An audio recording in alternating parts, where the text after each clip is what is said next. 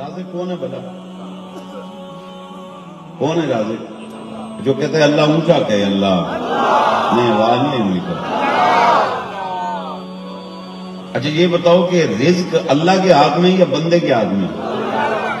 زندگی کس کے ہاتھ میں؟ جو کہتا ہے اللہ کے ہاتھ میں اونچا کہے اللہ۔ اچھا یہ بتاؤ موت کس کے ہاتھ میں؟ کس کے ہاتھ میں؟ اچھا یہ بتاؤ عزت کس کے ہاتھ میں؟ اچھا یہ بتاؤ ذلت کس کے ہاتھ میں؟ اچھا یہ بتاؤ بیٹا کون دیتا ہے؟ اونچا اونچا۔ اچھا یہ بتاؤ بیٹی کون دیتا ہے؟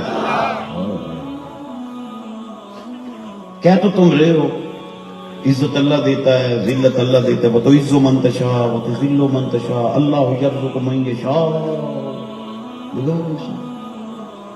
اللہ فرماتا میں رزق جدو کسی نو دیواں نا تو میں کیا کرنا، اللہ دے دتی آنا پاڑ پاڑ پاڑ ہائے ہائے ہائے۔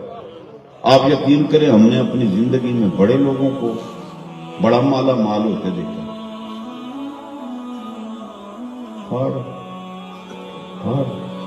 لیکن ایک بات ہے، میں نے بڑا ڈیپلی چیک کیا ہے لوگوں کو کہ یار اس کے پاس پیسہ اتنا آ رہا ہے اور چھم چھم کر کے لکشمی اس کے پاس گرتی ہے، یہ بندہ کرتا کیا ہے؟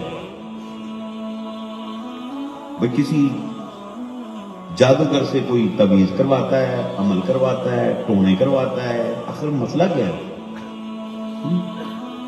آپ یقین کریں کوئی نہ کوئی اس میں کوئی خوبی، جب قریب جا کے دیکھا تو اس کو دیکھا کہ وہ بندہ یتیم پرور نکلا ہے، وہ بندہ مسکین پرور، وہ بندہ غریب پرور۔ آپ کو فارمولہ بتاؤں، آپ یقین کریں، آپ شاید مانیں یا نہ مانیں، لیکن میرے مشورے پر تھوڑا سا غور کر کے دیکھیں۔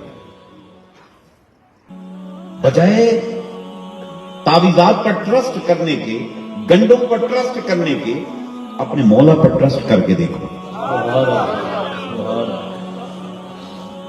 آپ جو اللہ نے آپ کو جو دیا ہے مال، آپ ایک کام کریں کہ اس میں سے کچھ رب کا حصہ نکال لیا کریں، اس کو رب کے نام پہ خرچ کریں۔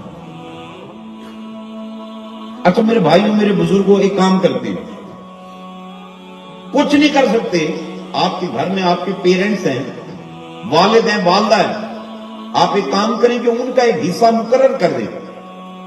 میرے نبی صلی اللہ علیہ وسلم نے فرمایا اگر تم چاہتے ہو اللہ میرا رزق مجھ پہ فراخ کر دے تو فرمایا کیا کرو؟ فرمایا ماں پر باپ پر رزق کو فراخ کر دو، اللہ خوش ہو کے تمہارا رزق تم پہ فراخ فرما دے گا۔ سبحان اللہ۔